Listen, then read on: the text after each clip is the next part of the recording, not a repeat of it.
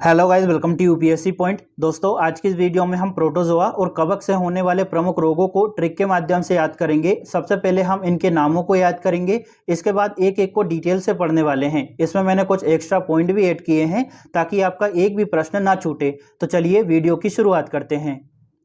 सबसे पहले हम बात करते हैं कि प्रोटोजोआ से कौन कौन से रोग होते हैं। दोस्तों, प्रोटोजोआ से जो रोग होते हैं उनके नाम याद करने के लिए आप एक छोटी सी ट्रिक का इस्तेमाल कर सकते हैं, और वो ट्रिक है काम पे पानी पियो। कोई कह रहा है आपसे कि भैया काम तो बहुत करते हो लेकिन काम पे पानी भी पिया करो। काम पे पानी पियो, तो काम के का से हो जाएगा आपका कालाजार, माँ से हो जाएगा मलेरिया, पे से हो जाएगा दोस्तों पेचस, पानी के पा से हो जाएगा पायरिया, और नी से हो जाएगा निंद्रा रोग जिसको हम सोने की बीमारी भी कहते हैं, और पीओ से हो जाएगा दोस्तों प्रोटोजोआ जनित रोग। मतलब ये जो ट्रिक है वो प्रोटोजोआ से होने वाले रोगों की है। काम पे पानी पियो, बस आपको इतना सा ही याद रखना है। प्रोटोजोआ से जो रोग होते हैं वो आपको याद हो जाएंगे। अब हम एक एक को डिटेल से पढ़ने वाले हैं, और सभी के बारे में मैंने कुछ एक्स्ट्रा पॉइंट भी ऐड किए हैं जो कि आपके एग्जाम के लिहाज से महत्वपूर्ण हैं। सबसे पहले हम बात करते हैं कालाजार की। दोस्तों, कालाजार से प्रभावित अंग की बात करें तो हमारा यकृत प्रभावित होता है जिसको लीवर कहा जाता है,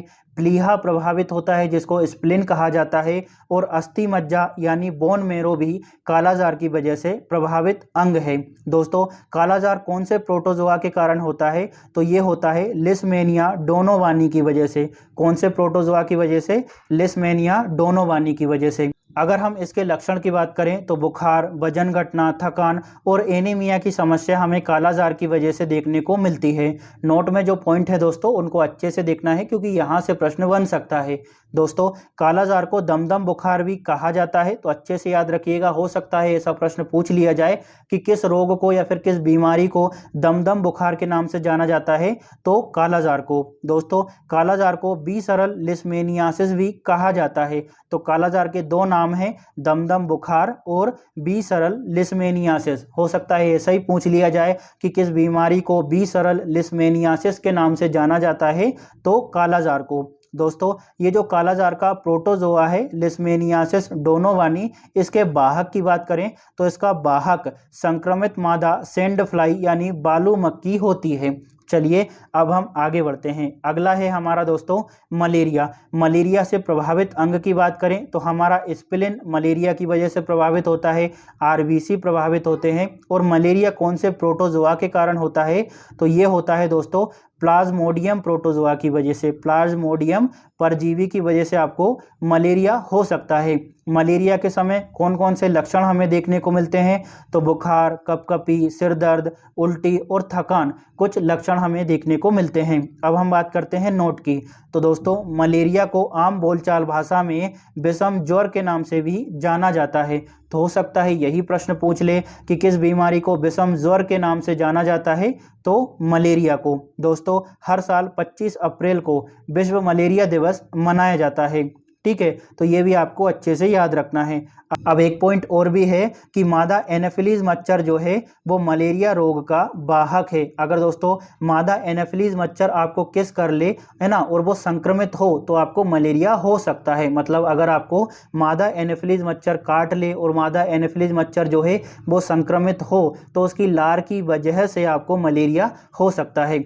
चलिए अब हम आगे बढ़ते हैं। अगला है दोस्तों पेचिस। पेचिस की वजह से हमारी आंत प्रभावित होती है, और ये कौन से प्रोटोजोआ की वजह से होता है पेचिस? तो ये होता है एंट अमीबा हिस्टोलिटिका। इसको अच्छे से याद रखना है। पेचिस जो है वो कौन से प्रोटोजोआ के कारण होता है? एंट अमीबा हिस्टोलिटिका। दोस्तों, पेचिस के समय कौन से लक्षण देखने को मिलते हैं? तो खून के साथ दस्त होने लगते हैं, पेट दर्द होता है। अब नोट की बात करें तो इस रोग में बड़ी आंत में सूजन आ जाती है, तो इसको अच्छे से याद रखना है। हम हमारी ट्रिक के हिसाब से ही चल रहे हैं। सबसे पहले हमने कालाजार को पढ़ा, फिर मलेरिया को पढ़ा, अब हम पेचिस को पढ़ रहे हैं, और अब हम ट्रिक के हिसाब से आगे बढ़ते हैं। अगला है दोस्तों हमारा पायरिया। ठीक है, पायरिया से प्रभावित अंग की बात करें तो हमारे मसूड़े प्रभावित होते हैं। और पायरिया जो है कौन से प्रोटोजोआ की वजह से होता है, तो ये होता है एंट अमीबा जिंजीवेलिस। ठीक है, एंट अमीबा जिंजीवेलिस, इसको अच्छे से याद रखना है। पायरिया अगर किसी को हो गया तो कौन से लक्षण देखने को मिलेंगे, तो मसूड़ों में सूजन, है ना, मसूड़ों में खून आना और दांतों का ढीला होना, कुछ लक्षण हमें देखने को मिलते हैं। दोस्तों पायरिया जो है इसके संबंध में कुछ इंपॉर्टेंट फैक्ट है कि पायरिया को पेरियोडोंटल रोग भी कहा जाता है, तो इसको अच्छे से याद रखिएगा। हो सकता है पूछ लिया जाए कि किस रोग को पेरियोडोंटल रोग के नाम से जाना जाता है, तो पायरिया को। दोस्तों पायरिया को पेरियोडोंटाइटिस रोग भी कहा जाता है। तो पायरिया के दो नाम और भी हैं, पेरियोडोंटल रोग और पेरियोडोंटाइटिस। ठीक है, तो ये दोनों आपको अच्छे से याद रखना है। और कौन से प्रोटोजोआ की वजह से होता है, तो ये होता है एंट अमीबा जिंजीवेलिस की वजह से। चलिए अब आगे बढ़ते हैं दोस्तों। अगला है निद्रा रोग, जिसको हम सोने की बीमारी भी कहते हैं। इंग्लिश में इसको स्लीपिंग सिकनेस के नाम से जाना जाता है।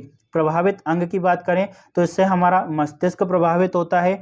अगर हम इसके प्रोटोजोआ की बात करें कि निद्रा रोग कौन से प्रोटोजोआ की वजह से होता है, तो ये होता है दोस्तों आपका ट्रिपेनोसोमा प्रोटोजोआ की वजह से। प्रोटोजोआ का नाम अच्छे से याद रखेंगे, ट्रिपेनोसोमा प्रोटोजोआ। ठीक है, अगर हम इसके लक्षण की बात करें तो शुरुआती लक्षण होते हैं बुखार, सिर दर्द, जोड़ों में दर्द, उस समय हमें पता नहीं चलता। लेकिन बाद में जो दूसरा चरण होता है इसमें भयानक हमें लक्षण देखने को मिलते हैं।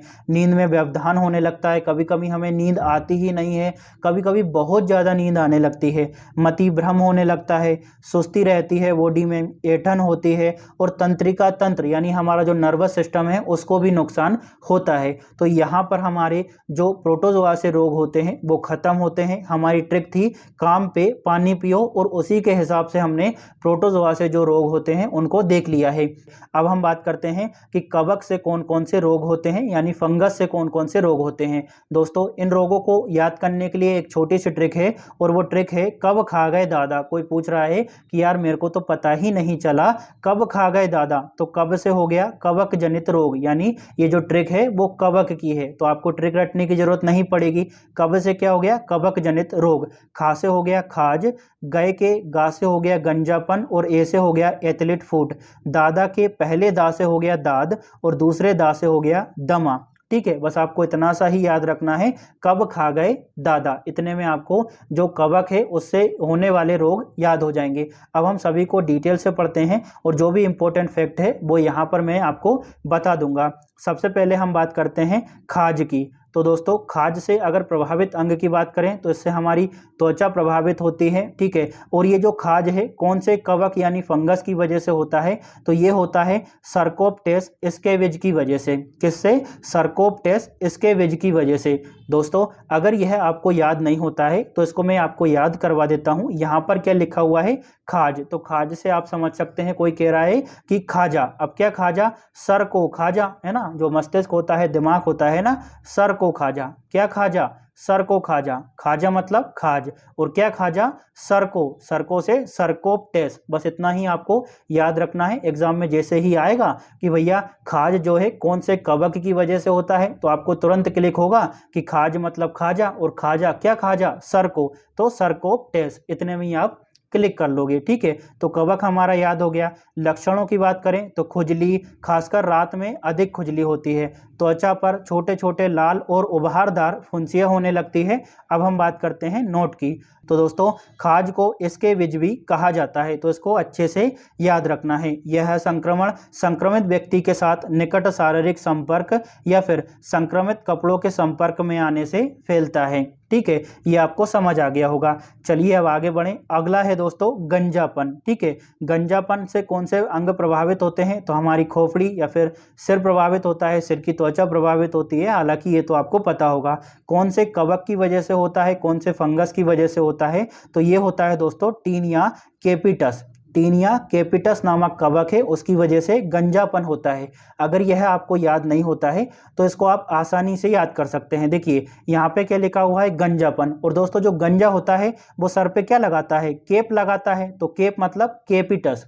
ठीक है, केप लगाता है तो केपिटस, इतना ही आपको याद रखना है। जैसे ही परीक्षा में पूछा जाएगा कि गंजापन जो है कौन से कवक की वजह से होता है, तो आपको तुरंत क्लिक होगा कि अगर कोई गंजा हो गया तो वो केप लगाएगा, मतलब केपिटस आपको वहां पे दिख जाएगा और आप तुरंत क्लिक कर लोगे। तो इस तरह से आपको कौन से कवक से गंजापन होता है, टीनिया केपिटस की वजह से। बस आपको यहाँ पर केप को अच्छे से याद रखना है। लक्षणों की बात करें तो खोपड़ी पर, मतलब हमारा जो सिर होता है उस पर पपड़ीदार, लाल और खुजलीदार चकते होते हैं, बाल झड़ने लगते हैं, यहाँ पर आपको दिख रहे होंगे और आजकल तो ये आम समस्या हो गई है। नोट की बात करें तो इसको एलोपेसिया भी कहा जाता है, इसको अच्छे से याद रखिएगा। हो सकता है ऐसा पूछ लिया जाए कि किस रोग को एलोपेसिया के नाम से जाना जाता है, तो गंजेपन को। इसके रोकथाम की बात करें तो संक्रमित व्यक्ति के साथ कंघी, टोपी या फिर तौलिया साझा नहीं करनी चाहिए। इसी वजह से कहते हैं कि भैया सब अपनी अपनी तौलिया रखा करो,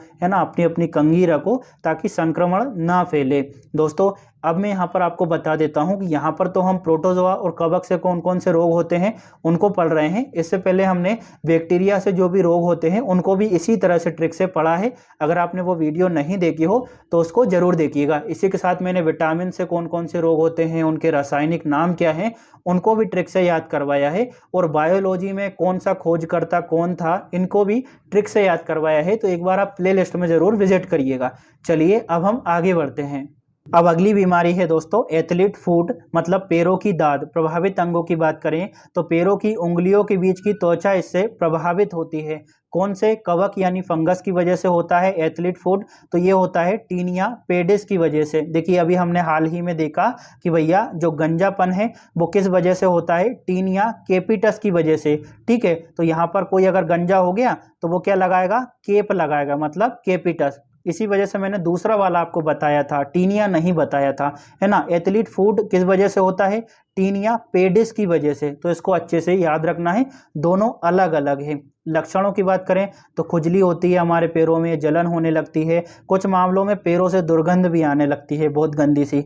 नोट की बात करें तो यह संक्रमित व्यक्ति के संपर्क में आने से और संक्रमित सतह को छूने से फैल सकता है। तो इसको अच्छे से याद रखना है। दोस्तों अगर आपको वीडियो अच्छी लग रही हो तो आपसे फिर से रिक्वेस्ट है कि प्लीज़ कमेंट ज़रूर करिएगा, उससे मुझे समझ आ पाता है कि मैं आपको समझाना जो चाह रहा हूँ वो आप समझ भी पा रहे हैं या नहीं पा रहे हैं। अगर आपको वीडियो अच्छी लगे तो आप कमेंट कर सकते हैं, नहीं तो भैया मत करना, वैसे भी आप नहीं मानोगे, आपका मन होगा वही करोगे। अगली जो बीमारी है वो है दाद। प्रभावित अंग की बात करें तो त्वचा प्रभावित होती है। अब ये कौन से कवक यानी फंगस की वजह से होता है, तो ये होता है दोस्तों ट्राइकोफाइटोन माइक्रोस्पोरम। कितना लंबा सा नाम है, शायद ही आपको याद हो। चलिए मैं इसको याद करवा देता हूँ। देखिए किसी को दाद हो गया है ना, दाद आजकल ऊपर नीचे कहीं भी होते हैं। किसी को दाद हो गया है और सामने वाला उसको चिढ़ा रहा है कि है तेरे को दाद हो गया है ना, है दाद हो गया, गंदा आदमी। तो आप बोल सकते हैं कि दाद हो गया, तू ट्राई तो कर कैसा लगता है, कितना दर्द होता है। दाद तो हो गया लेकिन तू ट्राई तो कर, तो ट्राई से ट्राइकोफाइटोन, बस इतना सा ही आपको याद रखना है। किसी को दाद हो गया तो दाद हो गया तो सामने वाले से बोल रहा है कि ट्राई तो कर कैसा लग रहा है, तो ट्राई से ट्राइकोफाइटोन। जैसे ही आपको ऑप्शन में मिलेगा कि दाद जो है कौन से कवक की वजह से होता है, तो आपको तुरंत क्लिक होगा कि दाद हो गया था और हम बोल रहे थे कि ट्राई तो कर कैसा लगता है, तो ट्राई से ट्राइकोफाइटोन, बस इतने में ही आप क्लिक कर जाओगे। अगर हम इसके लक्षणों की बात करें दोस्तों तो त्वचा पर खुजली, लालिमा और पपड़ीदार चकते बनने लगते हैं और काफ़ी जलन सी होती है। लेकिन अगर आपको दाद हो रहा है, आराम नहीं हो रहा है बहुत सारी दवाइयों के बाद भी, तो एक छोटी सी दवाई है, काफ़ी अच्छी है, लेकिन अगर आप लगा लोगे ना तो उचके के फिरोगे, भारी उसमें जलन होती है। लेकिन यह है कि आप उस दवाई से पूरी तरह से दाद से छुटकारा पालोगे और उस दवाई का नाम है जालिम लोशन। गोविंदा जी उसका ऐड करते हैं, ये कोई प्रचार नहीं है, बस मैं नॉर्मल बता रहा हूं कि जालिम लोशन एक दाद की दवा है, उससे पूरी तरह से दाद से आपको छुटकारा मिल जाएगा। अगला हम बीमारी की बात करें तो अगली बीमारी है दोस्तों दमा। इससे हमारे फेफड़े प्रभावित होते हैं और ये कौन से कवक की वजह से होता है दमा, तो ये होता है एस्परगिलस फ्यूमिंगेटस की वजह से। किससे होता है, एस्परगिलस फ्यूमिंगेटस की वजह से।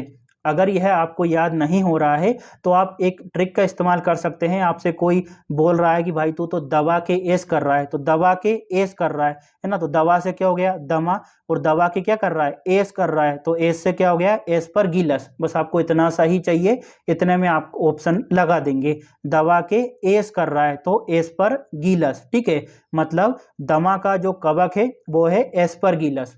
अगर हम इसके लक्षणों की बात करें दोस्तों, तो खांसी, घबराहट, सांस फूलना और सीने में जकड़न जैसी कुछ समस्याएं हमें देखने को मिलती है। नोट में ऐसा कुछ है नहीं जो प्रश्न में आ सके, इस वजह से मैंने यहाँ पर नहीं लिखा है।